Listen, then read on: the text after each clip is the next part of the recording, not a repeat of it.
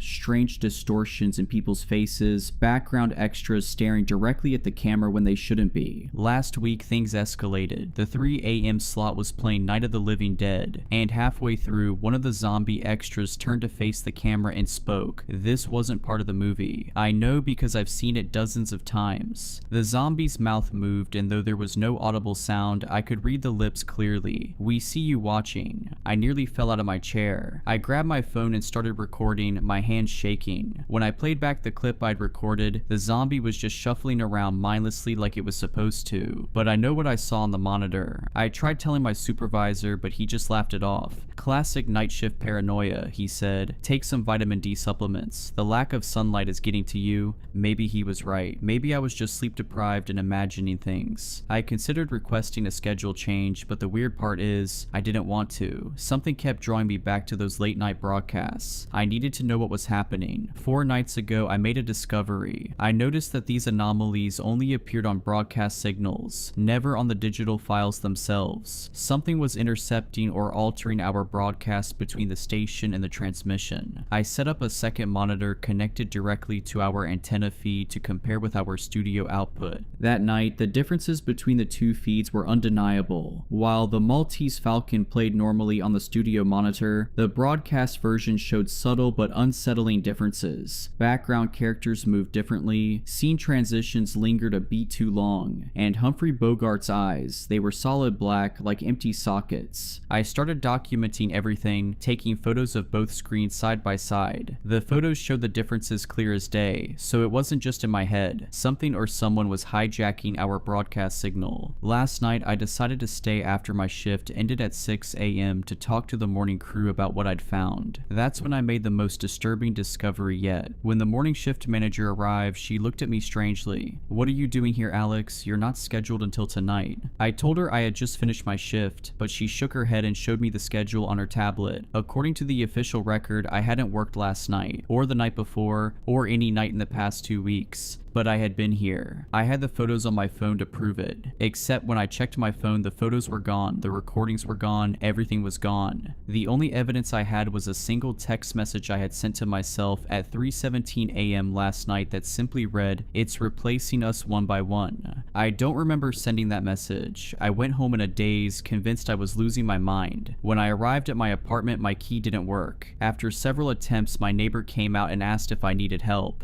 "Hey, are you looking for Alex?" she asked, not recognizing me. "He moved out about 2 weeks ago. Are you a friend of his?" I stood there unable to speak. How could she not recognize me? I've lived next door to her for 3 years. I managed to mumble something about having the wrong apartment and walked away. I'm writing this now from a motel room, using a laptop I bought today. I don't know who or what has taken over the broadcast, but I think it's spreading beyond the signal now. Tonight at 3 a.m., every TV in this town will be airing our public domain movie slot. I don't know how many people might be watching: insomniacs, night shift workers, people who fall asleep with their TVs on, but I know something will be watching back through those screens. I'm going back to the station tonight. I need to find a way to stop the broadcast. If you're reading this and you live in a small town with a local TV station, do me a favor. Don't watch anything that airs at 3 a.m. And if you see someone who looks exactly like you walking around, run.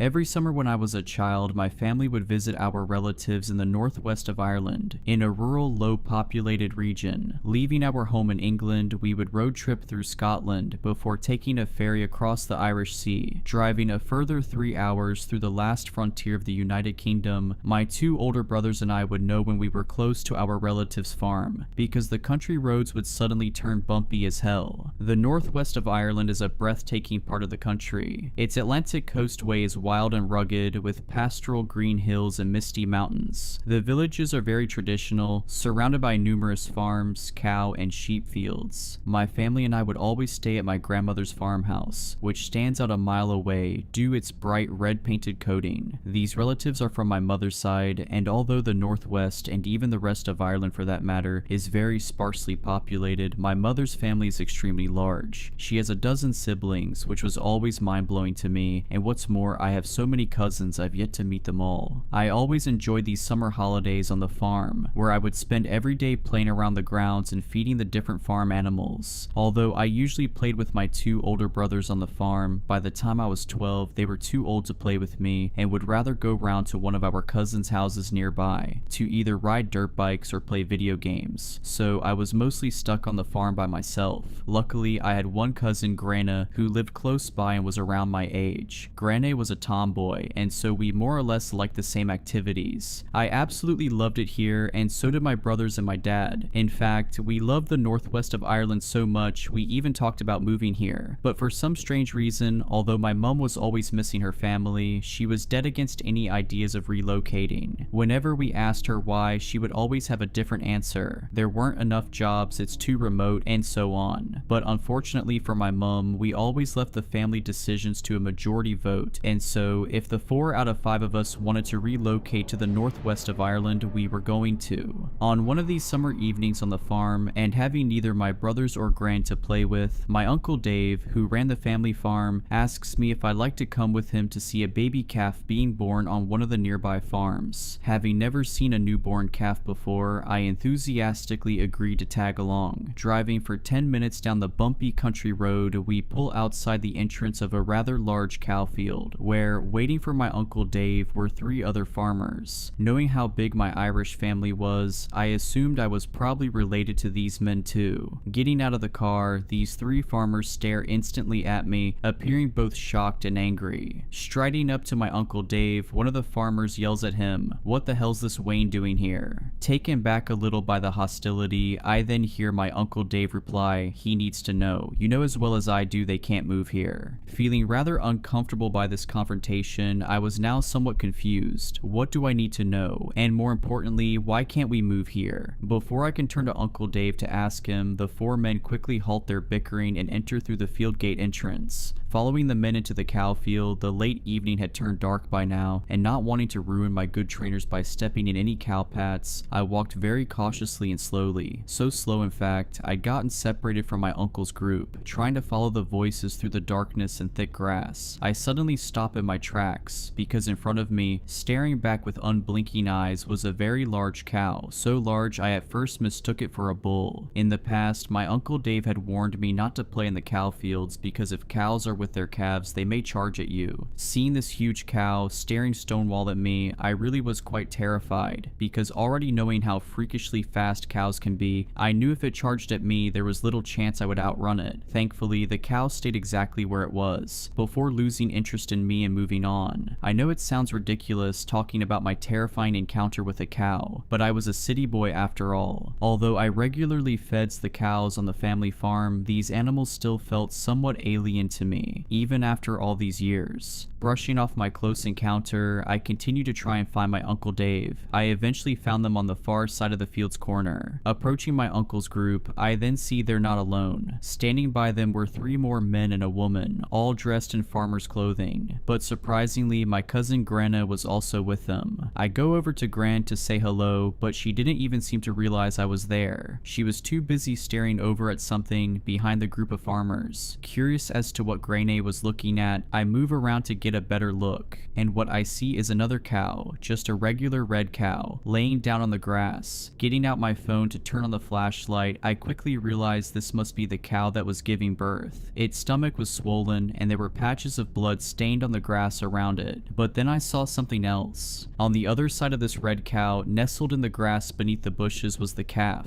and rather sadly it was stillborn. But what greatly concerned me wasn't that this calf was dead. What concerned me was its appearance. Although the calf's head was covered in red slimy fur, the rest of it wasn't. The rest of it didn't have any fur at all, just skin. And what made every single fiber of my body crawl was that this calf's body, its brittle infant body, it belonged to a human. Curled up into a fetal position, its head was indeed that of a calf. But what I should have been seeing as 2 front and hind legs were instead 2 human arms and legs, no longer or shorter than my own. Feeling terrified and at the same time in disbelief, I leave the calf, or whatever it was, to go back to Granna, all the while turning to shine my flashlight on the calf, as though to see if it still had the same appearance. Before I can make it back to the group of adults, Gran stops me. With a look of concern on her face, she stares silently back at me before she says, "You're not supposed to be here, it was supposed to be a secret." Telling her that Uncle Dave had brought me, I then ask what the hell that thing was. "I'm not allowed to tell you," she says. "This was supposed to be a secret." 20 or 30 so minutes later, we were all standing around as though waiting for something, before the lights of a vehicle pull into the field and a man gets out to come over to us. This man wasn't a farmer, he was some sort of veterinarian. Uncle Dave and the others bring him to tend to the calf's mother, and as he did, me and Gran were made to wait inside one of the men's tractors. We sat inside the tractor for what felt like hours. Even though it was summer, the night was very cold, and I was only wearing a soccer jersey and shorts. I tried prying Grande for more information as to what was going on, but she wouldn't talk about it, or at least wasn't allowed to talk about it. Luckily, my determination for answers got the better of her, because more than an hour later, with nothing but the cold night air and awkward silence to accompany us both, Gran finally gave in. This happens every couple of years to all the farms here, but we're not supposed to talk about it, it brings bad luck.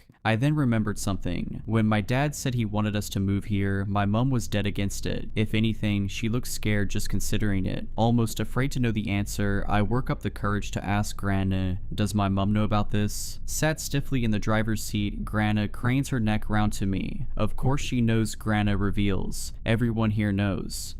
It made sense now. No wonder my mum didn't want to move here. She never even seemed excited whenever we planned on visiting, which was strange to me because my mum clearly loved her family. I then remembered something else. A couple of years ago, I remember waking up in the middle of the night inside the farmhouse, and I could hear the cows on the farm screaming. The screaming was so bad I couldn't even get back to sleep that night. The next morning, rushing through my breakfast to go play on the farm, Uncle Dave firmly tells me and my brothers to stay away from the cowshed. He didn't even give an explanation. Later on that night, after what must have been a good 3 hours, my Uncle Dave and the others come over to the tractor. Shaking Uncle Dave's hand, the veterinarian then gets in his vehicle and leaves out the field. I then noticed 2 of the other farmers were carrying a black bag or something, each holding separate ends as they walked. I could see there was something heavy inside, and my first thought was they were carrying the dead calf, or whatever it was, away. Appearing as though everyone was leaving now, Uncle Dave comes over to the tractor to say say we're going back to the farmhouse, and that we would drop Grana home along the way. Having taken Gran home, we then make our way back along the country road, where both me and Uncle Dave sat in complete silence. Uncle Dave driving, just staring at the stretch of road in front of us, and me staring silently at him. By the time we get back to the farmhouse, it was 2 o'clock in the morning, and the farm was dead silent. Pulling up outside the farm, Uncle Dave switches off the car engine. Without saying a word, we both remain in silence. I felt too awkward to ask him what I had just seen, but I knew he was waiting for me to do so. Still not saying a word to one another, Uncle Dave turns from the driver's seat to me, and he tells me everything Gran wouldn't. "Don't you see now why you can't move here?" he says. "There's something wrong with this place, son. This place is cursed. Your mammy knows. She's known since she was a Wayne. That's why she doesn't want you living here." Yo, so why does this happen? I ask him. "This has been happening for generations, son. For hundreds of years, the animals in the county have been giving birth to these things." The way my Uncle Dave was explaining all this to me, it was almost like a confession. Like he'd wanted to tell the truth about what's been happening here all his life. It's not just the cows, it's the pigs, the sheep, the horses, and even the dogs. The dogs, it's always the same. They have the head as normal, but the body's always different. It was only now, after a long and terrifying night, that I suddenly started to become emotional, and I was completely exhausted. Realizing this was all too much for a young boy to handle, I think my Uncle Dave tried to put my mind at ease. "Don't you worry, son. They never live." Although I wanted all the answers, I now felt as though I knew far too much. But there was one more thing I still wanted to know. What do they do with the bodies? "Don't you worry about it, son. Just tell your mammy that you know. But don't go telling your brothers or your daddy now. She never wanted them knowing." By the next morning, and constantly rethinking everything that happened the previous night, I look around the farmhouse for my mom. Thankfully, she was alone in her bedroom folding clothes, and so I took the opportunity to talk to her in private. Entering her room, she asks me how it was seeing a calf being born for the first time. Staring back at her warm smile, my mouth opens to make words, but nothing comes out, and instantly, my mom knows what's happened. "I could kill your Uncle Dave," she says. "He said it was going to be a normal birth." Breaking down in tears right in front of her, my mom comes over to comfort me in her arms. "It's okay, chicken, there's no need to be afraid." After she tried explaining to me what Grana and Uncle Dave had already told me, her comforting demeanor suddenly turned serious. Clasping her hands upon each side of my arms, my mum crouches down, eyes level with me, and with the most serious look on her face I'd ever seen, she demands of me, "Listen, chicken, whatever you do, don't you dare go telling your brothers or your dad. They can never know. It's going to be our little secret, okay?" Still with tears in my eyes, I nod a silent yes to her. "Good man yourself," she says. We went back home to England a week later. I never told my brothers or my dad the truth of what I saw, of what really happens on those farms, and I refused to ever step foot inside the northwest of Ireland again. If you enjoyed these stories, please consider subscribing and liking this video. Let me know your thoughts of these stories in the comments below. I frequently talk to my viewers there. But anyways, I hope you were creeped out.